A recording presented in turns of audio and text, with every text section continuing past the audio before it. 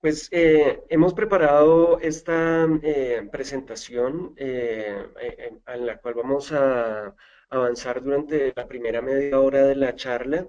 Y básicamente, ¿qué es lo que quiero compartirles? Bueno, primero que todo, contarles un poco acerca de qué es la Red Ética Segura.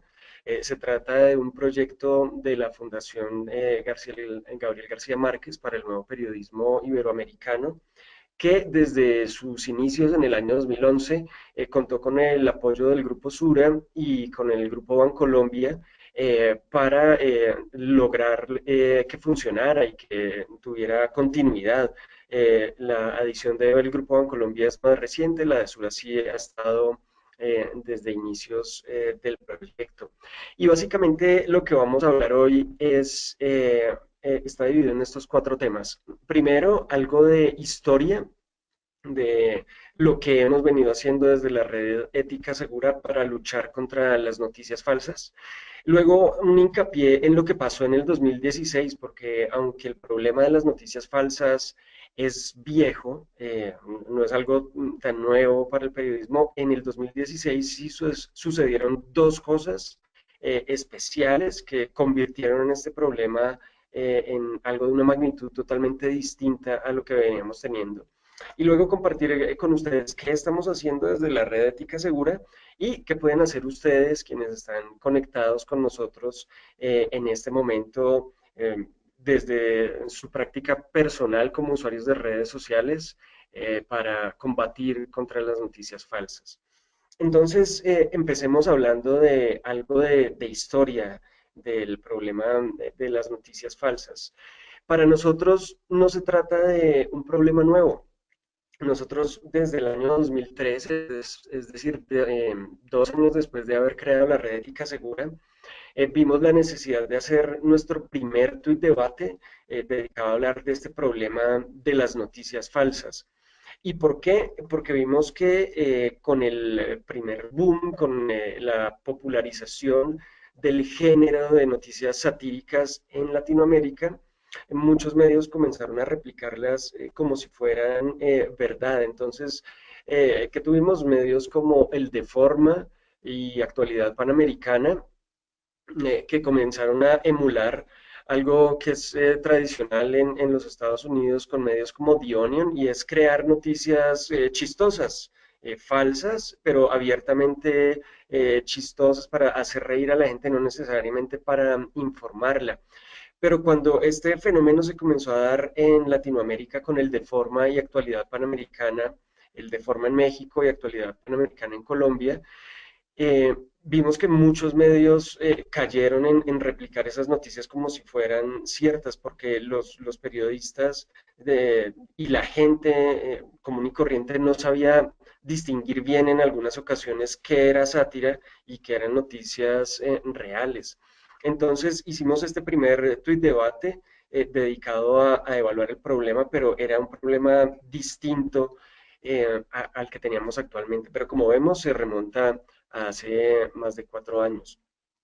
Eh, Como todos recordamos, el error del diario El País, cuando publicó esta falsa fotografía de Hugo Chávez entubado, que resultó haber sido sacada de un video de YouTube de una operación de otra persona completamente distinta a Hugo Chávez. Veíamos que el problema de las noticias falsas era simplemente falta de preparación de los periodistas en el mundo digital para distinguir una historia cierta de una falsa y distinguir aquellos elementos que podían hacernos dudar respecto a la veracidad de una historia que fue tal vez lo que le faltó a la gente del país, pero entonces era un problema el de las historias falsas más relacionado con errores periodísticos que con algo que deliberadamente se estuviera haciendo para engañar a la gente. El problema además era distinto porque sí había personas como las hay hoy dedicadas a crear noticias falsas, pero digamos que lo hacían para demostrar como cierta superioridad intelectual al lograr hacer que medios de comunicación serios cayeran en las noticias falsas. Y uno de los personajes más representativos de esto es este señor de Benedetti, que básicamente es un profesor italiano con mucho tiempo libre al parecer, y este señor se dedicó a crear cuentas de Twitter de políticos italianos, pero también de escritores, y a tuitear a nombre de ellos, y muchos medios cayeron en el error de tomar esas declaraciones como ciertas. De hecho, él mismo, es difícil comprobarlo, pero él se atribuye el haber sido la persona que le hizo llegar al país la falsa foto de Chávez, y haberlos hecho caer en este error. También él es el responsable de muchos de los bulos que salieron por muertes de escritores famosos o políticos famosos, porque él se encargaba de sembrar esas mentiras en Twitter. Entonces era una cuestión de personajes como este señor de Benedetti, o como personajes que siempre hemos tenido en el mundo digital, y es, por ejemplo, aquellas personas que no crean necesariamente noticias, pero sí imágenes modificadas digitalmente que parecen reales, como esta de esta estatua de un ídolo como budista, tallada en una montaña que humanamente es imposible de lograr, pero muchos la han tomado como cierta. Y en este artículo que publicamos en su momento, titulado La verdadera motivación de los creadores de fotografías falsas que se vuelven virales, analizábamos eso, que se trata de personas que publicaban estas falsedades como para demostrar cierta superioridad intelectual respecto a quienes caían en el engaño. Pero en el año 2016 sucedió algo totalmente distinto, y es el segundo capítulo de esta presentación. ¿Qué fue lo que pasó en el 2016? Bueno, tengamos en cuenta que fue un año de procesos electorales importantes, las elecciones políticas presidenciales en Estados Unidos, el Brexit y el plebiscito por la paz que tuvimos aquí en Colombia. Y los tres eventos demostraron tener varias cosas en común. En primer lugar, en el 2016 se demostró que esto de crear noticias falsas puede terminar siendo un buen negocio, puede dejar eh, gran cantidad de dinero a quienes se dedican a publicar estas noticias falsas en sus plataformas, a añadir banners como de la red de AdSense de Google, o anuncios de otro tipo de banners en la página, y a ganar dinero de esa forma. Luego de las elecciones presidenciales en Estados Unidos, tuvimos casos como por ejemplo el de este artículo que publicó el Washington Post, que entrevistaron a Paul Horner, que era uno de estos dueños de sitios dedicados a publicar noticias virales, y él dio esta cifra que es impresionante. O sea, durante las elecciones presidenciales en Estados Unidos, pudo haber ganado $10.000 al mes gracias a los clics en la publicidad en sus sitios web de noticias falsas. Es una cifra pues impresionante. Entonces, por un lado, demostraron ser un buen negocio, y consecuencia de esto, Facebook y Google comenzaron a tomar cartas en el asunto y dijeron, bueno, ya vamos a restringir la publicidad que les servimos a estos sitios que identificamos como de noticias falsas para cortarles las alas, cortar un poco el negocio, y eso ha funcionado medianamente para atajar el problema. Pero otra cosa que vimos en el 2016 es que las noticias falsas comenzaron a ser usadas con un objetivo político. ¿Qué fue lo que sucedió?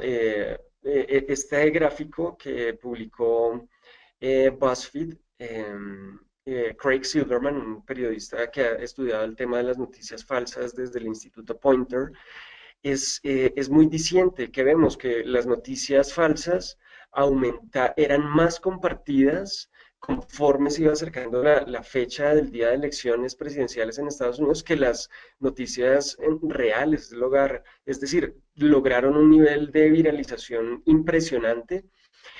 ¿Y quién estaba detrás de esto? Pues definitivamente personas a las que les convenía que estas noticias se viralizaran.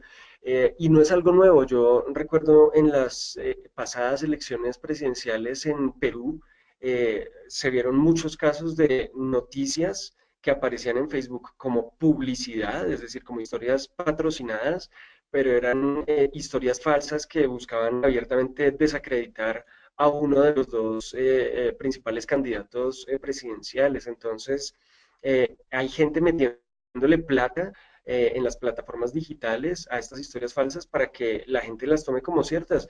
Y mucha gente tomó como ciertas noticias como que el Papa había manifestado su apoyo a Donald Trump, como que el director de documentales Michael Moore había manifestado su apoyo a Donald Trump, o que el actor Denzel Washington había manifestado su apoyo a Donald Trump. Ninguna de estas personas en ningún momento de sus vidas manifestó que apoyaba la candidatura de Donald Trump, pero estas historias se publicaron y tuvieron tal viralidad en redes sociales que miles de personas la tomaron como ciertas, y esto definitivamente afectó de una forma u otra el resultado de esas elecciones que ya todos conocemos. Bueno, hablemos ahora entonces, eso fue lo que sucedió en el año 2016 con las noticias falsas. Por un lado, demostraron ser buen negocio, y por otro lado, demostraron ser útiles cuando alguien las quiere torcer y, no, de hecho ya están torcidas, pero quiere darles un uso político, especialmente en campañas electorales. Ahora, el tercer capítulo del que quiero hablarles en esta tarde, y es qué estamos haciendo desde la red ética segura para combatir las noticias falsas.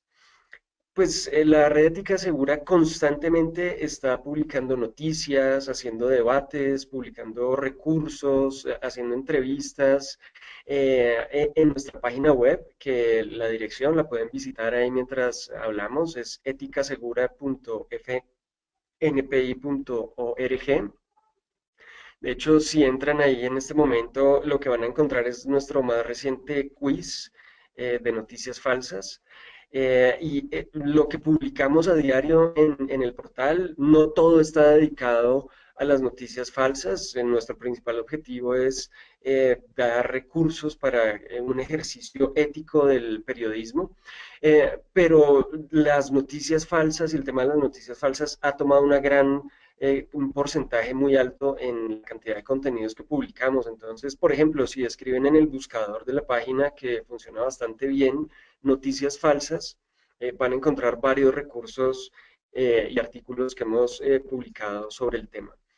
Por otro lado, tenemos nuestro consultorio ético, que es más antiguo que la red ética segura. El maestro Javier Darío Restrepo lleva ya más de 10 años y ha respondido más de 1.500 preguntas, muchas de esas relacionadas con las historias falsas, pero más que todo relacionadas con el rigor periodístico, la ética periodística, y prácticas de calidad periodística que, si los periodistas las ponemos a funcionar, pues van a evitar que caigamos en trampas como las de las noticias falsas. Entonces, el consultorio ético puede ser una gran ayuda para todos aquellos que enfrentan problemas periodísticos. Ustedes pueden hacer consultas ahí, pero lo más valioso es, pues, con 1.500 preguntas respondidas a estas alturas de la vida, casi todos los temas han sido cubiertos ahí, y el buscador del consultorio funciona bastante bien. De hecho, funciona tan bien que lo convertimos en una aplicación recientemente. La lanzamos el año pasado, está disponible para iPhone y Android.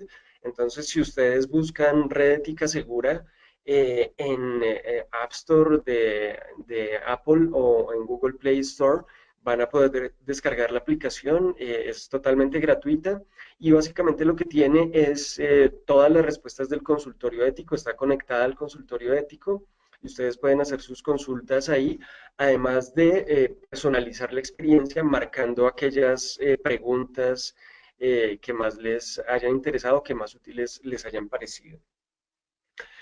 En tercer lugar, tenemos nuestros tweet debates, los realizamos desde el año 2012 semanalmente. En algunas épocas los hemos hecho los viernes, en otras épocas los hemos hecho en las noches. los martes, pero desde hace más o menos 1 o 2 años encontramos que este horario de los jueves de 3 a 4 de la tarde, hora de Bogotá, Quito y Lima, funciona bastante bien. Es una hora en la que las personas que están en España, que son una gran audiencia nuestra, también pueden estar conectadas, aunque es un poco tarde en la noche. A quienes estamos en Latinoamérica, pues nos queda bastante bien. Lo recopilábamos en un Storyfy, ahora creamos Twitter Moments con ellos. Está pendiente de armar el del tweet debate que hicimos ayer, que estuvo dedicado a cómo pueden las escuelas de periodismo y los medios de comunicación colaborar de una forma más efectiva. Pero al menos 2 o 3 de nuestros tweet debates han estado enteramente dedicados a qué podemos hacer los periodistas y los usuarios común y corriente de las redes sociales para ayudar a combatir el problema de las noticias falsas. Ahora bien, llegan las iniciativas que hemos creado recientemente para combatir específicamente el problema de las noticias falsas y una de las más populares son nuestros quizzes semanales. ¿De qué se trata? Son 8 preguntas que recopilamos, 8 historias que recopilamos, las publicamos todos los viernes. De hecho, mientras participan en este webinar, pueden ir respondiendo el quiz que acabamos de publicar para esta semana. No todas son falsas porque pues así no tendría ningún sentido el quiz, las mezclamos con algunas historias verdaderas y lo que sucede es que luego de responder estas 8 preguntas, si han acertado al menos la mitad de ellas, el quiz les dice que son unos sabuesos porque tienen un olfato periodístico envidiable para detectar historias falsas. Y si sacan menos del 50%, el quiz les dirá que son unos cachorritos apenas en este tema de detectar noticias falsas. Entonces, los invita a intentar responderlo nuevamente y a responderlo semanalmente, que lo estamos publicando. Hemos encontrado grandes aliados con el quiz en El Espectador y clases de periodismo que ellos insertan el quiz en su página web y esto nos ayuda a tener miles de respuestas del quiz semanalmente. Algunos de los quizzes que hemos publicado han obtenido más de 10.000 o 15.000 respuestas un solo quiz y eso pues habla muy bien de la popularidad de esta iniciativa. La iniciativa más reciente y es aquella que dio inicio a este webinar o que inspiró el tema de este webinar es el grupo de Facebook. ¿Cuál es la historia del grupo de Facebook? Bueno, pues yo he trabajado como community manager y social media manager y acá en Colombia hay 2 grupos que funcionan bastante bien. Uno se llama Errores de los Community Managers, otro se llama Aciertos de los Community Managers. Los creó un community manager muy respetado acá en Colombia que se llama Ricardo Fraire. Y básicamente lo que uno hace ahí es compartir buenas prácticas o malas prácticas en el uso de social media. Entonces, yo le propuse a la FNPI que qué tal si para combatir este problema de las noticias falsas, este año creábamos un grupo que tuviera una dinámica similar, donde lo que hiciéramos es compartir noticias falsas que nos fuéramos encontrando por ahí para advertirle a otros colegas que cuidado no vayan a caerlas y no las vayan a replicar. El grupo no es solo para periodistas, es un debate que tuvimos recientemente. Alguien preguntó, ¿cómo así? Este grupo no es solo para periodistas y la respuesta es no, porque en la FNPI estamos convencidos de que este tema de luchar contra las noticias falsas y de combatir el problema de la posverdad no es algo que los periodistas debamos hacer solos, sino que debemos involucrar a la ciudadanía y ayudar a educar y formar a los ciudadanos digitales para que ellos también puedan combatir el problema. Entonces, el grupo tuvo un crecimiento muy alto en sus primeras 2 semanas, gracias a que muchos medios de comunicación convirtieron su creación en noticia. La agencia Telam de Argentina nos ayudó mucho con un artículo que publicó sobre el tema, una entrevista, y muchos medios replicaron la noticia y ya estamos llegando a los 1.000 miembros, gente de toda Iberoamérica, y es muy interesante ver cómo constantemente todos los días los miembros están compartiendo ahí noticias, ya sea que les mandan por WhatsApp o que ven en Facebook o que ven en Twitter o que ven en medios de comunicación cierto, serios, y son advertencias muy útiles que espero que hayan ayudado hasta el momento a que las personas no caigan en replicar estas historias falsas. Entonces, cualquier persona interesada en el tema es bienvenida.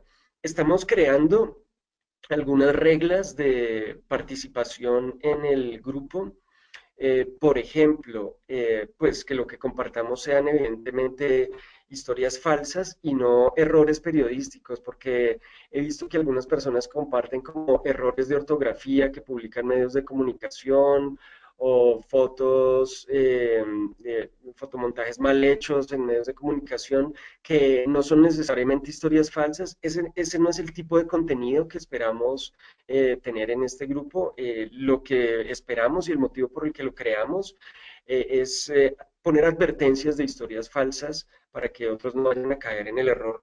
También evitamos, y siempre lo hemos evitado con la red ética segura, convertirnos en jueces en este grupo de Facebook, y nuestros tweet debates también evitamos serlo. No buscamos pararnos como un estrado de superioridad y señalar, hey, esto estuvo mal, señor periodista, y burlarnos o reírnos de aquellos periodistas que han cometido errores, que al fin y al cabo nadie está exento de cometer un error en Internet y de que se note, porque precisamente eso es lo que ha permitido Internet, que los errores periodísticos se noten todavía más. Pero este no es un grupo para exponer en una picota pública a quienes han cometido errores, sino, como les digo, para publicar advertencias y evitar que el error que un colega cometió lo vayan a cometer 10 más, como ha sucedido con tantas noticias falsas que se terminan viralizando. Bueno, quiero devolverme y mencionarles también otra regla que hemos estado pensando. Hemos tratado de establecer como un decálogo, pero está todavía en construcción de comportamiento en el grupo. Pero algo que hemos visto que es necesario es que si tú trabajas para un político o para alguna institución y la advertencia de noticia falsa que publicas tiene que ver con ese político o con esa institución para la que trabajas, al menos tengas la sensatez de hacer un disclaimer y decir, hey, esta noticia sobre el presidente o el alcalde o el gobernador o esta empresa que vende leche es falsa y me enteré porque yo trabajo en esa empresa y queremos desmentirlo. Entonces, nos parece que es el mínimo de ética eh, que se requiere si uno va a hacer una advertencia relacionada con una institución a la cual uno pertenece o con la que uno tiene alguna en relación, porque pues hay un interés ahí al decir que esa historia es falsa. Bueno, y finalmente el último capítulo antes de pasar a sus preguntas y es qué pueden hacer ustedes que están conectados con este webinar a esta hora para ayudarnos a combatir el problema de las historias falsas. Eh, Cristian Espinosa, que es un amigo de Ecuador, que los invito a seguirlo, él es @cobertura digital en Twitter, tiene este hashtag piensa antes de compartir y no puedo estar más de acuerdo con él porque lo que necesitamos es antes de compartir una historia que nos llega al corazón o que nos parece chistosa o curiosa o sorprendente, es pensar en qué consecuencia va a tener que yo comparta esta historia, o si esta historia me causó ira o me indignó. Los que saben hacer historias virales falsas saben aprovecharse muy bien de esa indignación que pueden generar estas historias inventadas. Entonces, yo escribí hace poco un artículo que pueden leer precisamente en el sitio de de la red ética, que titulé Noticias falsas, fundamentalmente un problema de atención. Y la tesis que sostengo en esta columna es básicamente que compartimos cosas sin siquiera haberlas leído a profundidad. Si siquiera nos tomamos el tiempo de leer la historia completa, verificar cuál es la fuente que la publicó, con solo dedicarle 10, 15 segundos a darle el beneficio de la duda a una historia antes de compartirla, vamos a evitar caer en compartir información falsa. Lamentablemente, todos los dispositivos electrónicos con su hábito de convertirnos en esclavos de las notificaciones han hecho que nuestros niveles de atención hayan descendido muchísimo. La imagen del pescado, el goldfish, es precisamente porque hay un dato de un estudio que circula desde hace unos años y dice que nuestros niveles de atención en este momento, en promedio, son similares en tiempo a los de un pez dorado cuando antes de que existieran los teléfonos móviles eran muy superiores. Y si prestamos un poco de atención antes de compartir, estoy seguro de que vamos a evitar caer en el error. Eh, por otro lado, otra cosa que podemos hacer para evitar caer en el engaño de las noticias falsas es entender que este término engloba muchos géneros o muchos tipos de historias. Por un lado, como les decía, está la sátira, es decir, el trabajo que hacen sitios como Actualidad Panamericana o como el de Forma, de México o como The Onion en Estados Unidos, que en algunas ocasiones, como The Onion, es trabajo de muy alta calidad y es muy, muy chistoso y no es necesariamente condenable. Son historias que nos hacen reír, hechas con el propósito de hacernos reír y no con el propósito de desprestigiar o dañar el nombre de alguien. Entonces lo que tenemos que saber es identificar, conocer estos sitios dedicados a la sátira eh, y pues si vamos a compartir una noticia satírica que nos pareció chistosa, advertir que es algo satírico y que no es real.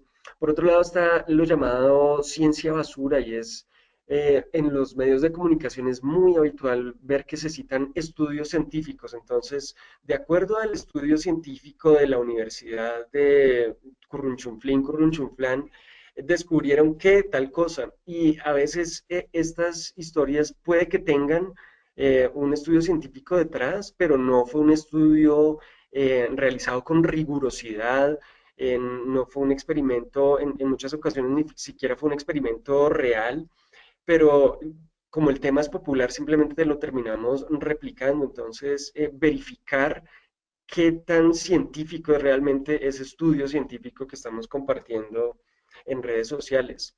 Por otro lado, las noticias estatales, lamentablemente las agencias de noticias del Estado, de los gobiernos, eh, pues están muy parcializadas en su visión y la información que publican en la mayoría de casos, y no quiero mencionar aquí ninguna agencia, pero pues si trabajan para un gobierno, para el gobierno de turno, pues tenemos que tener en cuenta que probablemente lo que quieren hacer es mostrar los logros del gobierno, así se trata de información no 100% verídica, entonces hay que tener mucho cuidado con la información que proviene de agencias de noticias estatales. Bueno, se me viene a la mente el caso de Russia Today, RT Noticias, que en algunas ocasiones produce contenido de muy buena calidad, pero pues para cualquiera que vea varias de sus noticias seguidas, va a ver que hay una estrategia del gobierno ruso detrás de esta agencia de noticias para promover ciertos intereses de ellos. Por otro lado están los grupos de odio y son grupos que buscan promover la falta de tolerancia hacia el otro y publican noticias que buscan discriminarlos. Esto pasa mucho con los musulmanes, hacia los inmigrantes también, grupos que no están de acuerdo con su presencia en sus países, se han dedicado a crear portales que publican noticias falsas que promueven el odio. Otro, y lo estamos viendo cada vez más desde la posesión de Donald Trump, es la polarización política, es decir, sitios web dedicados a mostrar solo una cara de la noticia, solo lo que le interesa a aquellos que están metidos dentro de su burbuja y hay gente que se siente cómoda con eso, es decir, que saben que la información es falsa, pero están de acuerdo con su punto de vista y este es un género de sitios web de noticias falsas que vamos a ver en crecimiento este año. Y finalmente sitios dedicados a difundir teorías de la conspiración que son tan viejos como el Internet mismo, que pues a primera vista se les ve que son sitios que se dedican a difundir información sin verificar. Hay muchos consejos que hemos publicado hasta el momento. Si buscan en la red Ética Segura noticias falsas, van a ver que varios de nuestros blogueros y autores han publicado consejos, pero digamos que todos se resumen más o menos en estos 5 consejos que publicó en su momento la revista Christianity Today.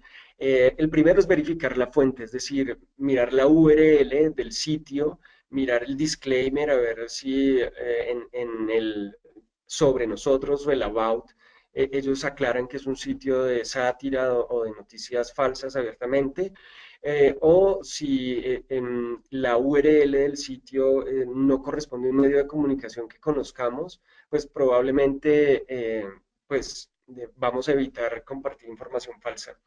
Luego, distinguir la sátira de las noticias. Ya les he explicado la diferencia entre el trabajo que hace en Actualidad Panamericana, el de Forma o The Onion respecto a otros medios, y no es necesariamente algo condenable, a veces es divertido, pero el problema es cuando no prestamos la suficiente atención y tomamos las noticias satíricas como ciertas.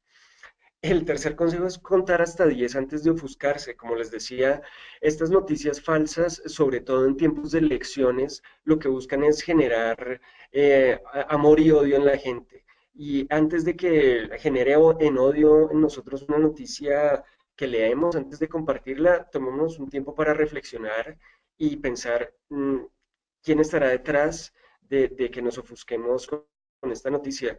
Si lo hubiera hecho así la persona que tomó su automóvil y manejó cientos de kilómetros antes de llegar a la pizzería Comet en Washington, pues se habría ahorrado un montón de gasolina. No sé si conocen esa historia, pero es alguien que leyó en Facebook una noticia según la cual había una red de pedófilos que funcionaba en el sótano de esta pizzería Comet y que era dirigida por alguien que había trabajado para Hillary Clinton. Pues esta persona que leyó esa noticia tomó su automóvil, tomó una pistola y casi causa una masacre cuando llegó allá y la gente lo tuvo que detener y le dije, ¿cómo se cree una noticia tan falsa? Bueno, ese tipo de cosas suceden.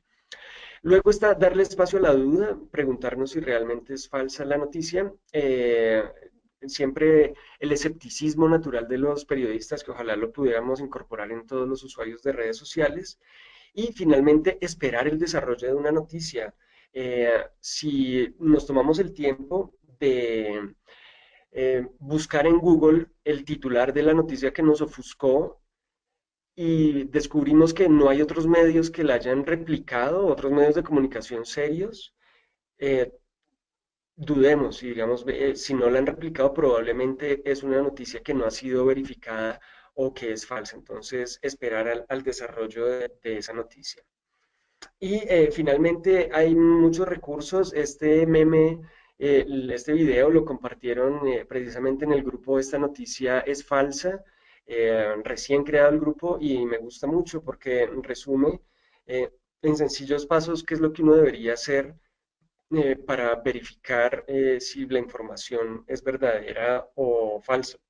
Lo publicó Antonio Frangiuti, que no es necesariamente un periodista, pero lo resume muy bien. Entonces, lo voy a volver a compartir ahora brevemente para que lo puedan retuitear ustedes y tenerlo también y compartirlo con los demás. Em, Finalmente, bueno, gracias por su atención y creo que Dani, quedamos abiertos al espacio de preguntas. Sí, Hernán, bueno, aquí hemos recibido varios comentarios. Voy a leer uno que realiza Edison Paucar. Él dice, buenas tardes. En Ecuador estamos en época electoral y predominan en las redes sociales las noticias falsas para atacar a diversos candidatos. ¿Cómo contrarrestar estas noticias? Ya que muchos usuarios desde hace algún tiempo no ven noticias en los medios tradicionales, sino que se informan, entre comillas, por estos posts falsos y memes. Es cierto, bueno, en época electoral, como les decía, hay que ser especialmente cuidadosos. Eh, Básicamente, ¿qué podemos hacer? Eh, Les recomiendo en primer lugar seguir a Cristian Espinosa de Ecuador, porque de hecho Ecuador es un buen ejemplo de lo que está sucediendo. Si vieron que los resultados de las elecciones se demoraron un poco más de lo habitual, y lo que comenzó a suceder es que la gente comenzó a creer cualquier cosa que le decían por WhatsApp.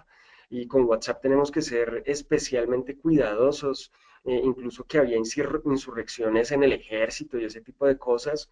O en Chile, recientemente, ni siquiera con tiempos electorales, en Chile con los incendios que tuvieron a principio de año, comenzaron a circular por WhatsApp unas cadenas que decían que los incendios habían sido causados por guerrilleros de las FARC que habían viajado desde Colombia hasta allá, o por indígenas mapuches. O sea, comenzaron a echarle la culpa a cualquier persona o a los sospechosos de siempre, como se dice.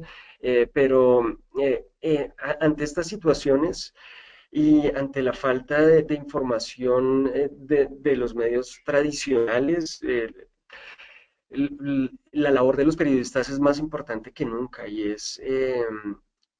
debemos identificar aquellas fuentes de mayor credibilidad en nuestro país, aquellos medios más tradicionales y distinguidos por su credibilidad, aquellos periodistas que también se destacan por su credibilidad, por su rigor a la hora de informar. eh, y tratar de seguirlos en Twitter, que me parece una gran herramienta para hacerle seguimiento a noticias y creerles a ellos. Y puede que se equivoquen ocasionalmente, pero si contrastamos entre lo que dicen los principales medios de comunicación de nuestro país, los periodistas más reconocidos, probablemente vamos a llegar a una respuesta lo más cercana posible a la realidad. Otro consejo es, y específicamente sobre el tema que mencionas de época electoral, es tener mucho cuidado con aquellas publicaciones en Facebook que parecen noticias, pero dicen publicidad. Es decir, en Facebook, los anuncios publicitarios, cuando alguien paga por impulsar una publicación, sale publicidad.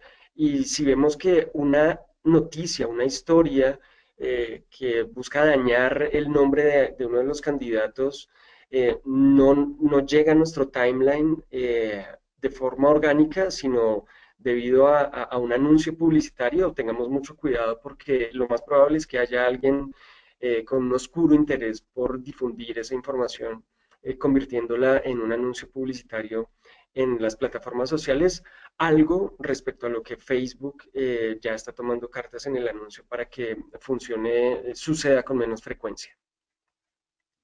Bueno, Hernán, acá nos llega otra pregunta. Comenta, mi nombre es Marco Santuario y estoy en la clase de periodismo con mis alumnos acá en la Universidad Feavale, en el sur de Brasil, acompañando el webinar. Qué Y bueno. desde acá, desde Brasil, nos preguntamos en qué se diferencia en lo esencial, lo falso en la red de Internet y en los medios tradicionales. ¿En qué se diferencia lo falso en Internet y en los medios tradicionales? Bueno, básicamente que poner una noticia falsa, información falsa en Internet suele ser mucho más fácil, suele pasar muchos menos filtros que aquello que que sale por un medio de comunicación tradicional, como lo es la radio, como lo es la televisión, como son los periódicos y las revistas. No quiero decir con esto que los medios tradicionales no publiquen información falsa. Les mostraba el ejemplo del diario El País, que cometieron este error terrible por el cual ya han pedido disculpas, con la falsa foto de Hugo Chávez entubado. Pero ese tipo de errores son mucho menos frecuentes en los medios tradicionales, son, digamos, más accidentales que lo que vemos que sucede en Internet, porque Y vuelvo a lo de decirles que se ha vuelto un muy buen negocio este tema de las noticias falsas. Es decir, lo que pasó en 2016 es que personas se dieron cuenta, no necesariamente periodistas, que creando un portal que cualquiera puede comprar un dominio en GoDaddy y armar un sitio en WordPress, y ponerle publicidad a través de la red de anuncios de AdSense. eh, y si logra crear contenido lo suficientemente enganchante, pues puede hacer un montón de plata. Entonces, y es muy fácil de hacer. Vemos que además los sitios dedicados a publicar noticias falsas en- son administrados por personas que no tienen la menor idea de escribir bien, con buena ortografía, pero lo que sí saben hacer muy bien es llamar la atención y de esto es de lo que se aprovechan. Entonces, ¿cómo distinguir la información falsa en los medios tradicionales de aquella que vemos en Internet? En Internet la vemos con mucha mayor frecuencia, con mucha mayor cantidad y es donde debemos ser especialmente cuidadosos. Acá María Luisa Barbosa nos dice, supongamos que caemos en la trampa y difundimos una noticia falsa. Ayer en Argentina, el diario Perfil dijo que Sabela, exentrenador de la selección argentina, había muerto. Muchos hicieron retweet porque creyeron. ¿Cómo revierto ese tweet falso? ¿Es mejor hacernos cargo y decir que es falso? Sí, bueno, depende si has retuiteado desde tu cuenta personal o si ha sido retuiteado desde la cuenta de un medio de comunicación. Eh, Hace poco la agencia AP cometió un error similar y es que terminó publicando en Twitter que cierta cantante, creo que era Miley Cyrus, estaba embarazada. Como lo corrigieron, me parece que fue una forma acertada y es, publicaron un tuit posterior diciendo la información que se ha publicado no ha sido confirmada, la desmentimos en este nuevo tuit, dejaron eso ahí publicado y luego borraron el tweet con la información falsa que no tiene por qué quedar ahí para siempre. Lo que sí tiene que quedar ahí es la aclaración que hacemos nosotros de que replicamos información falsa y que no la vayan a tomar como cierta. Otra recomendación que yo vi en algunos de los recursos que publicamos en la red Ética Segura en su momento es eh, mirar qué usuarios le han dado retweet a esa información falsa que replicaste y mandarles un mensaje privado o una respuesta directa a cada uno diciéndoles, oye, mira, tú retuiteaste esta información que yo publiqué hace media hora, una hora, y resultó ser falsa. Te pido disculpas por haberla compartido y para que tengas en cuenta que no es información verdadera. Es tal vez mucho trabajo dependiendo de qué tantos retweets haya tenido esa información que compartiste por error, pero pues es otra forma de admitirlo. Pero básicamente lo que tenemos que hacer es no echarle tierra al error, es decir, no ocultarlo, ocultar el tweet del error y ya, sino admitir que hemos cometido un error, pedir disculpas y tomar los correctivos para que no vuelva a suceder. Vale, acá Pablo Martín Oro nos dice, ¿les interesa realmente a Facebook y otras redes combatir las noticias falsas como se ha anunciado? Aquí en Argentina es muy común la viralización en los grupos de WhatsApp de pedidos solidarios u ofrecimiento de drogas que no se usan. Dan un número de teléfono generalmente que no existe o es de otros países. Sí, mira, Facebook y Google ya han anunciado medidas para ayudar a combatir este problema de la posverdad y de las noticias falsas. ¿Cuáles han sido esas medidas? Que ya no le sirven publicidad, ya no aparecen banners o anuncios de Google en sitios web que ellos ya han identificado como dedicados a publicar solamente información falsa y a viralizarla para ganar clics y así hacer dinero con esta publicidad. Entonces, eso es algo que ellos están haciendo. Otra cosa que puedes hacer en Facebook es reportar una publicación y ya aparece en algunos países la opción de reporto esta publicación a Facebook porque es falsa, porque no ha sido comprobada y Facebook hace una revisión y si recibe muchas notificaciones de una publicación que denuncian como falsa, la termina eliminando e incluso bloqueando el perfil que la originó. Eh, Otra iniciativa que ha tomado Google es en su servicio en inglés de noticias, le ponen una etiqueta que dice noticia verificada a aquellas noticias provenientes de ciertos sitios muy reconocidos por la verificación, como lo son PolitiFact. Entonces, esa es una iniciativa que ellos han tomado. Entonces las plataformas tecnológicas ya están tomando ciertas medidas y esto hay que celebrarlo. Pero como les decía, y como lo digo en el artículo este del pez dorado, nosotros como ciudadanos y como periodistas tenemos que poner de nuestra parte y prestar atención y reflexionar antes de compartir sobre las consecuencias que va a tener el compartir una noticia que vemos por ahí y tomarnos el tiempo de revisarla, prestar atención porque las plataformas tecnológicas pueden tomar todas las medidas posibles, pero si nosotros como usuarios no ponemos de nuestra parte y ayudamos a combatir este problema, pues vamos a seguir encerrados en nuestras burbujas de información compartiendo aquellas noticias con las que estemos de acuerdo e ignorando aquellas que preferimos ignorar. Bueno, acá Macías nos pregunta, ¿crees que existe la tendencia a que no importe si algo es verdad o no? Si es así, ¿en qué se expresa? Bueno, ahí tocas un punto muy importante y es el tema de las burbujas que ya les estaba mencionando. Uno de los artículos más interesantes que hemos publicado sobre el tema, voy a abrirlo acá para que si tienen tiempo lo lean, eh, lo publicó un profesor de Oxford que se llama Luciano Floridi eh, en el diario The Guardian y nosotros lo tradujimos por expresa petición de Jaime Abello, el director general de la FNP, quien me dijo necesitamos traducir este artículo y que la gente lo pueda leer en español.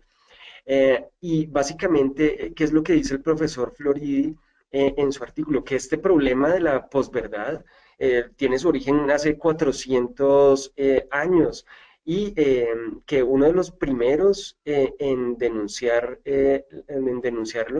fue Francis Bacon, quien advirtió acerca de la existencia de cavernas. Hoy en día las llamamos burbujas, pero básicamente, ¿qué es? Que nosotros como seres humanos a veces preferimos informarnos solamente en aquellos medios de comunicación que opinan como nosotros, que tienen puntos de vista similares a los nuestros.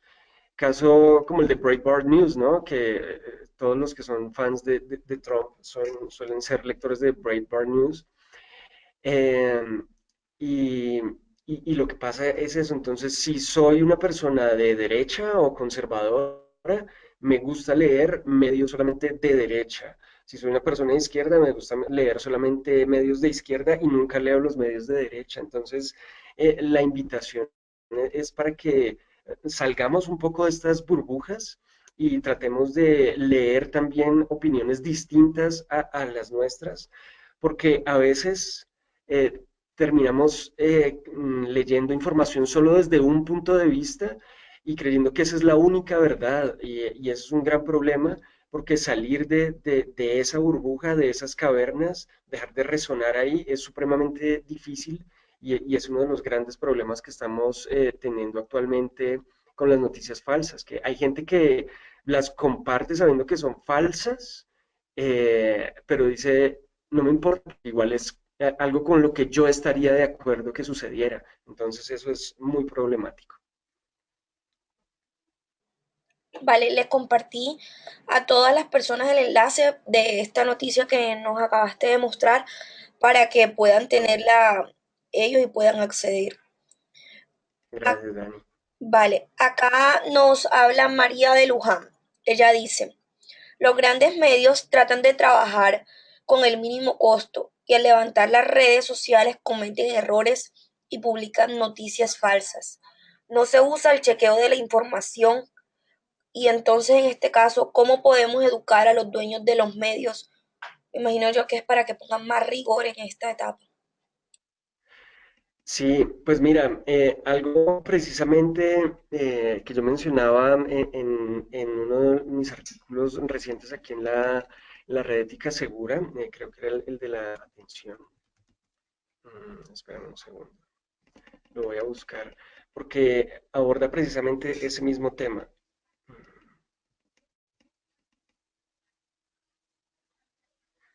Ah, mira, lo titulé Verdadistas mejor que periodistas, el artículo.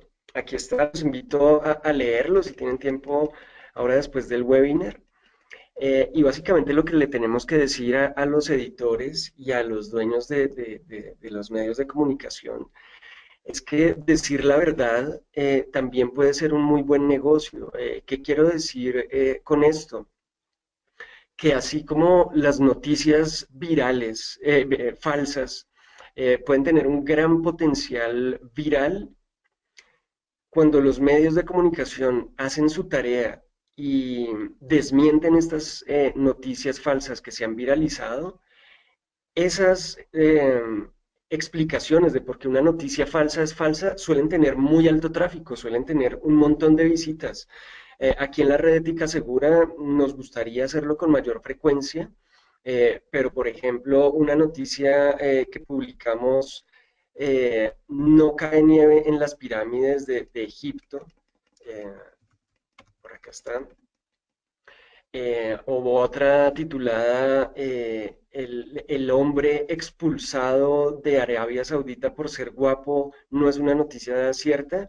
Son noticias ambas que publicamos hace, ¿qué te digo yo?, de 3, 4, 5 años, y siguen reportándonos visitas, porque así como fueron virales esas historias, suelen ser virales aquellas explicaciones de medios de comunicación que se dan la tarea de desmentirlas. Entonces lo que yo le diría a los editores es eso, sencillamente, dediquemos un equipo a hacer la labor de verdadistas, un equipo de redactores, pueden ser un par de periodistas, a identificar esas noticias falsas y explicarle a la gente por qué son falsas, y van a ver que los resultados en términos de tráfico, que es lo que nos interesa a quienes trabajamos en medios de comunicación digitales. Me gustaría hablarles sobre este sitio llamado snoops.com.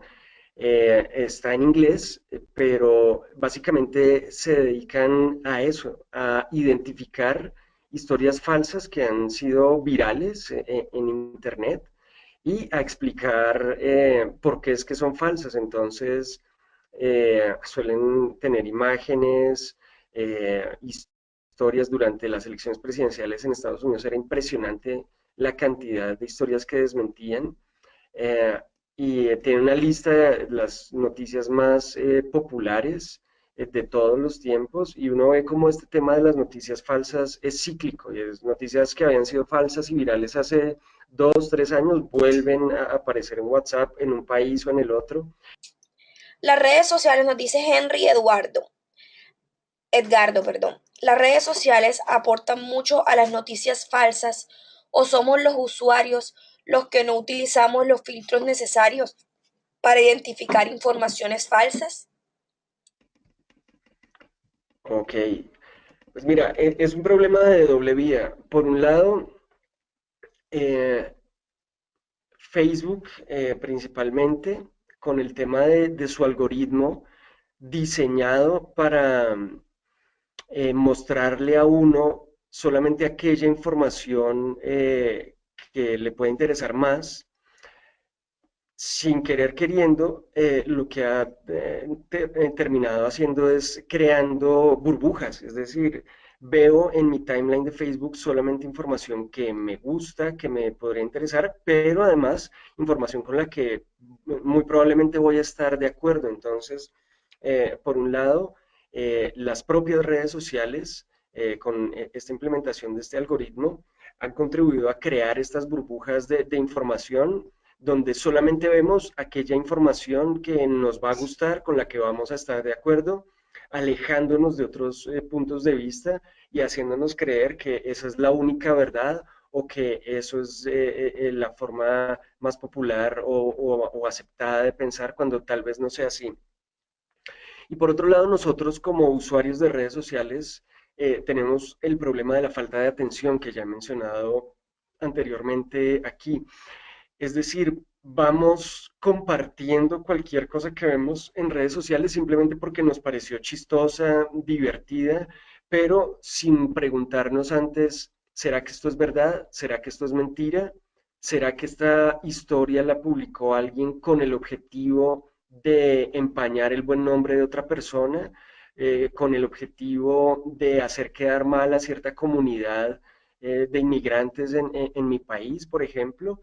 Entonces, es algo que debemos reflexionar, prestar atención antes de compartir y ser muy escépticos.